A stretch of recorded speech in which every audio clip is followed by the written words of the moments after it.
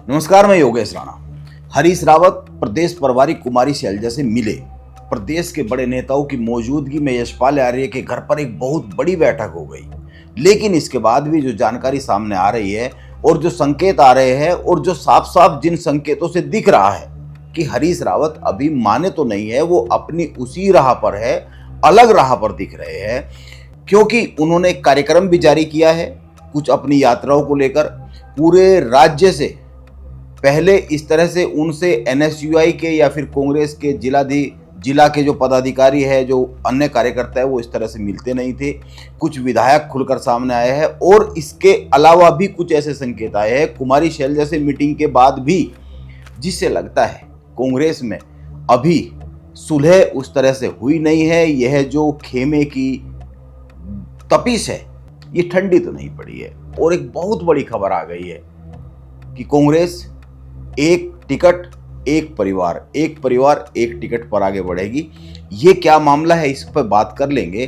लेकिन सबसे पहले कुछ बिंदु देखते हैं, क्योंकि शैलजा से हरीश रावत की मुलाकात और यशपाल आर्य के घर पर हुई बैठक केवल शिष्टाचार मुलाकात दिख रही है, एक अनौपचारिक बैठक बनकर रह गई है। ऐसा क्यों कहा जा सकता है? इसको कुछ घटनाओं से बहुत ही साफ साफ समझा जा सकता है। कुछ घटनाओं से, कुछ संकेतों से और बहुत से साफ साफ जो संदेश आए हैं।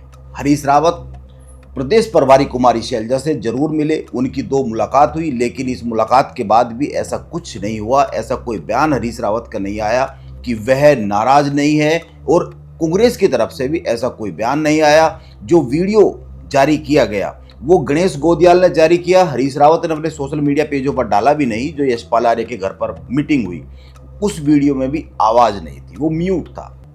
हरीश रावत ने इस मीटिंग के बारे में कोई बात नहीं की, अपने सोशल मीडिया पर कोई तस्वीर, कोई वीडियो या कोई संदेश शेयर नहीं किया। इस मीटिंग में केवल सूचना दी कि वो मिले हैं जाकर कुमारी शैलजा को। हरीश रावत क्यों नहीं माने, इस पर आने से पहले आप 2-3 और बातों को गौर कर लीजिए। कुमारी शैलजा का जो 5 दिन का उत्तराखंड का दौरा है, उसमें हरीश रावत को लेकर बहुत सारी बातें हुई, लेकिन उस दौरे से 3 संदेश सीधे सीधे जाते हैं उत्तराखंड कांग्रेस के कार्यकर्ताओं तक, जो देने की कोशिश की। पहला संदेश ये गया कि हरीश रावत कांग्रेस के बड़े नेता है, लेकिन उनको मनाने की कोशिश नहीं की गई। शैलजा के कार्यक्रमों में आने का न्योता देने गणेश गोदियाल नहीं गए। इसीलिए संदेश ये गया कि 2027 के चुनाव को लेकर अगर हरीश रावत बहुत ही अपने तरीके से काम करते रहेंगे तो वो करते रहे, उनको मनाने तो नहीं जाएंगे। और दूसरा संदेश ये कि हरीश रावत चुनाव प्रचार समिति और चुनाव प्रबंधन समिति का हिस्सा नहीं है, इसलिए उनकी 2027 में टिकट बंटवारे में तो नहीं चलने वाली है। संवैधानिक तौर पर वो किसी उस व्यवस्था में शामिल नहीं है जो टिकट बंटवारे में जहां पर हस्ताक्षर होंगे या फिर जहां पर वीटो पावर हो। इस बात पर राज्य के बाकी नेता एकमत है, भले ही उनमें मतभेद हो कि जो टिकट बंटवारे होंगे उसका जो कैलकुलेशन अभी से कुछ कुछ बनने लगा है, उस पर केवल इतनी बात मानी जाएगी जितनी जायज है, इसके अलावा नहीं मानी जाएगी। यह साफ साफ इस तरह से भी दिख रहा है कि रामनगर में टिकट की दावेदारी कर कांग्रेस में शामिल होने की जो कोशिश हुई संजय नेगी की, उन्होंने कराई, वो एंट्री नहीं हुई। बाद में एंट्री हो सकती है। ये गणेश गोदियाल ने भी कहा, ये कुमारी शैलजा ने भी कहा कि जो सूची बनी है कांग्रेस में शामिल करने की, वो बाद में उनको करा लेंगे। लेकिन जब हरीश रावत चाह रहे थे तब तो नहीं हुई, यानी कि उनकी जिद पर तुरंत तो कोई काम नहीं हुआ। और जब हाईकमान और कांग्रेस के प्रदेश के नेता तैयार होंगे तब एंट्री हो जाएगी, तुरंत तो नहीं होगी। भले ही हरीश रावत इसके लिए कुछ भी कर ले, और उन्होंने 15 दिन के लिए पूरी की पूरी कोशिश की, राजनीतिक उपवास रखा, तो भी टस से मस उत्तराखंड में मौजूदा लीडरशिप और केंद्रीय नेतृत्व, जो कुमारी शैलजा ने कहा कि वो तो डाकिया है, वहाँ की सूचनाएं लाती है, यहाँ की सूचनाएं लेकर जाती है, जो हरिद्वार में कहा, वो भी टस से मस तो नहीं हुई। और कुमारी शैलजा ने बहुत ही साफ साफ एक लाइन जो मैंने कहा हरिद्वार में कही कि एक व्यक्ति से क्या हो जाएगा अकेले उनके नारे लगाने से। यह बात उन्होंने तब कही जब शैलजा मंच से बोल रही थी और हरीश रावत के नारे लगने लगे थे। और तीसरी बात बहुत ही महत्वपूर्ण, हरीश रावत कैंप की तरफ से यह संदेश उभारा गया कुछ दिनों में कि यह संदेश आया, आजकल उत्तराखंड की राजनीति में खासकर कांग्रेस के कॉरिडोर में ये बड़ी चर्चा है कि हरीश रावत के पास तो 20 ऐसे लोग हैं जिनमें मौजूदा विधायक भी है, टिकट के दावेदार भी है। अगर इन 20 लोगों को टिकट दिया गया तो ये सारे के सारे जीत जाएंगे। इनमें कुमाऊं के मौजूदा विधायक है, पुराने विधायक है, हरिद्वार से है, इसके अलावा और भी कई सारे लोग हैं। यानी कि हरीश रावत के पास 20 ऐसे लोग हैं जिनको टिकट दिया गया तो तुरंत जीत जाएंगे वो। यह संदेश प्रचारित प्रसारित होने के बाद भी कोई इस तरह की मूवमेंट, इस तरह की हलचल कांग्रेस में दिख तो नहीं रही है कि उन 20 लोगों को तरजीह दी जाएगी। और इसमें कोई दो राय नहीं है कि जैसे विधायक मनोज तिवारी, हरीश धामी, हरिद्वार से चर्चा रवि बहादुर को लेकर, प्रदीप टमटा, गोविंद सिंह कुजवाल जैसे बहुत सारे नाम हैं।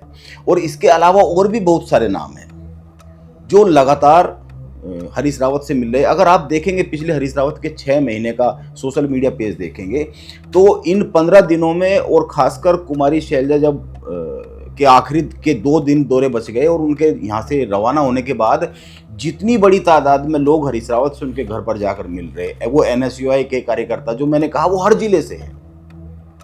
तो यह एक दबाव बनाने की राजनीति नहीं मानी जाएगी तो क्या माना जाएगा इसको? कुमाऊं के कुछ विधायक, कुछ नेता, कुछ अन्य लोग, जैसा कि मैंने कहा, वो ये संदेश दे रहे हैं कि हम हरीश रावत के साथ हैं। इतनी चर्चाओं के बाद भी हरीश रावत से मिलने कोई बड़ा नेता, यशपाल आर्य पहुंचे, लेकिन यशपाल आर्य के कैलकुलेशन भी कई सारे दूसरे, उन पर फिर किसी दिन बात करेंगे। लेकिन कोई भी बड़ा नेता सीधे पहुंचा तो नहीं है। अगर हरीश रावत इतना ही डैमेज करने की स्थिति में होते तो कुमारी शैलजा गणेश गोदियाल को भेज सकती थी या किसी और को भेज सकती थी, खुद भी जा सकती थी। ये कह सकते थे कि हमारा तो बड़ा नेता है, नाराज है तो हम जाएंगे घर मनाने। घर के बड़े को तो सभी मनाने जाते हैं। लेकिन हरीश रावत खुद पहले प्रीतम सिंह के घर पर गए और बाद में कुमारी शैलजा से मिलने पहुंचे। अब सवाल ये आता है कि क्यों मिलने पहुंचे जब वो नाराज थे, और संगठन के जो कुमारी शैलजा के कार्यक्रम लगे हुए थे जब वो उनमें शामिल नहीं हुए, तो फिर व्यक्तिगत तौर पर क्यों मिलने पहुंचे? इसको एक ही बात से समझा जा सकता है, यदि हरीश रावत शैलजा से मिलने नहीं जाते तो संदेश यह चला जाता कि हरीश रावत दिल्ली के विरोध में भी खड़े हो रहे, वो बगावत करते हुए दिख रहे।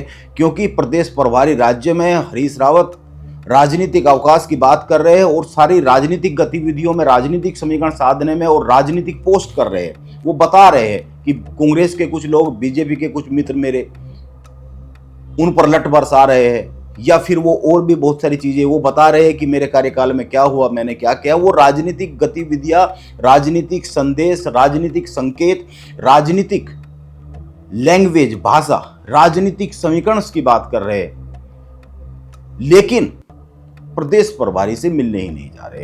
ये एक बड़ा संदेश चला जाता अगर मुलाकात नहीं होती। ये घोषित तौर पर जो अभी तक दिखता है, हरीश रावत भी कहते हैं कि मैंने अपने दिमाग को थोड़ा रिलैक्स करने के लिए ये अवकाश रखा। गणेश गोदियाल, यशपाल आर्य भी कहते हैं कि ऐसा कुछ भी नहीं है। हरीश रावत वो राजनीतिक व्यक्ति है जो राजनीतिक अवकाश पर रह ही नहीं सकते हैं। लेकिन अगर वो कुमारी शैलजा से नहीं मिलते तो यह संदेश बहुत साफ चला जाता कि हरीश रावत सबसे ही दूर है, नाराज है। हरीश रावत की नाराजगी की जो खबरें सार्वजनिक है और वो प्रदेश प्रभारी से मिल भी नहीं रहे हैं, यह एक परसेप्शन बन जाता और यह गंभीर परसेप्शन माना जाता। दिल्ली से फिर कोई भी बड़ा कड़ा फैसला लिया जा सकता था। यानी बात साफ है, हरीश रावत की शैलजा से मुलाकात एक मजबूरी जैसी ही बात है।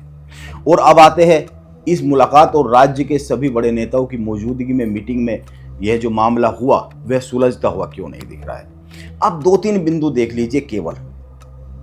पहली बात, हरीश रावत ने 11 अप्रैल को इस मीटिंग के एकदम पहले और इसके बाद 2 दिन कुछ संदेश दिए। उन्होंने अपने सोशल मीडिया पर लिखी पोस्ट और उनकी कुछ मुलाकातों को समझिए। हरीश रावत अपने आवास पर लगातार कांग्रेस संगठन NSUI के पदाधिकारियों से मिल रहे। वो ये संदेश दे रहे कि राज्य के हर जिले में, हर ब्लॉक लेवल तक, हर जगह मेरे चाहने वाले, मेरे समर्थक हैं। वो विधायकों से मिल रहे। 11 अप्रैल को यह जो मेर मुलाकात हुई, उसके बाद 11 अप्रैल के बाद यह सिलसिला और अधिक बढ़ गया। हरीश रावत अलग अलग जिलों के बहुत सारे लोगों से जो मिल रहे हैं, इसके साथ साथ इन मुलाकातों को सीधे सीधे शक्ति प्रदर्शन के तौर पर देखा जाना चाहिए। और इसके साथ ही हरीश रावत ने उस टिप्पणी पर भी बहुत ही सख्ती के साथ जवाब दिया जिस टिप्पणी में उनका नाम भी नहीं था। जो तांत्रिक वाली टिप्पणी है। हालांकि माना यह गया कि वो हरीश रावत के लिए की गई थी, जो टिप्पणी हल्द्वानी में प्रकाश जोशी ने की थी, जिसमें उन्होंने तांत्रिक से सावधान रहने की बात कही थी। हरीश रावत मौन भी रह सकते थे, क्योंकि उसमें उसका नाम नहीं था, हरीश रावत का नाम नहीं था, लेकिन हरीश रावत ने उसका जवाब बहुत ही सख्ती के साथ दिया। और हरीश रावत ने केवल जवाब ही नहीं दिया, उन्होंने जो 2-3 बातें लिखी उनको समझना चाहिए। उन्होंने तारीखों के साथ ये बताया कि जब कांग्रेस में इंदिरा गांधी के विरोध में सारे दिग्गज खड़े हुए थे, बहुत सारे दिग्गज खड़े हुए थे, उस वक्त वो इंदिरा गांधी के साथ थे। और दूसरी बात, हरीश रावत ने यह भी कही कि मैंने अल्मोड़ा सीट इसलिए बदली क्योंकि वह आरक्षित हो गई थी, और इसके बाद आज तक जब से मैंने हरिद्वार सीट पर कदम रखा, उसको चुना, उसके बाद हमेशा हरिद्वार के साथियों के साथ खड़ा रहा। हरीश रावत ने ये इमोशनल कार्ड खेला है। इस इमोशनल कार्ड की क्यों खेला है, कैसे खेला है, इस पर बात करेंगे, इसको भी समझते हैं। अभी हरिद्वार में कुमारी शैलजा के दौरे के दौरान हरीश रावत के समर्थन में नारे लगे। हरीश रावत ये बता रहे हैं कि हरिद्वार के अपने साथी जो उनके साथ खड़े हैं, वो भी उनके साथ खड़े हुए। एक और प्रमाण है इसका कि यह हरीश रावत का इमोशनल कार्ड है। इसी पोस्ट के आखिरी में हरीश रावत ने लिखा है कि मैं इसलिए तांत्रिक हूं, शायद इसलिए मैं घमंडी हूं और गलतफहमी का शिकार हूं, क्योंकि कार्यकर्ताओं और उत्तराखंडियत पर विश्वास रखने वाले भाई बहनों के साथ खड़ा हूं। और इतना ही नहीं, हरीश रावत ने जब दूसरी इसी को लेकर, केवल इस तांत्रिक विषय को लेकर एक ही पोस्ट नहीं लिखी, यह प्रकाश जोशी से इतनी बड़ी चूक हुई है, हरीश रावत को बहुत बड़ा मौका दिया है उन्होंने, और इस पर केवल एक ही पोस्ट नहीं लिखी, उन्होंने दूसरी पोस्ट लिखी और जिसका शीर्षक ही रख दिया कि वाह क्या मैं तांत्रिक हूं। हरीश रावत ने प्रकाश जोशी की बात पर एक बड़ा कार्ड खेला है। उससे हरीश रावत को एक बड़ा मौका मिल गया, जो प्रकाश जोशी ने हल्द्वानी में मंच से कहा, वो इमोशनल कार्ड खेलने का मौका मिल गया, ऐसा दिख रहा है। क्योंकि अगर प्रकाश जोशी ने वहां कहा और इसका प्रत्युत्तर हरीश रावत दे रहे हैं, लगातार दे रहे हैं, फिर कोई और कह रहा है, तो यह तो एक आपसी संघर्ष बनता हुआ दिख रहा है, बात में बात निकलती हुई दिख रही है, जिसका कांग्रेस को नुकसान ही होगा। एक और बात, हरीश रावत ने कांग्रेस से अलग अपना एक कार्यक्रम भी जारी किया है, भ्रमण कार्यक्रम जारी किया है। यह कार्यक्रम कुमारी शैलजा से मुलाकात से पहले जारी किया है। यानी एक बात तो यह साफ है कि हरीश रावत अभी भी अपनी योजना पर है। अब देखना यह होगा कि यह आने वाले समय में वो क्या फिर नई व्यवस्था कांग्रेस में कुछ बनती हुई दिखती है। नमस्कार, मैं योगेश राणा।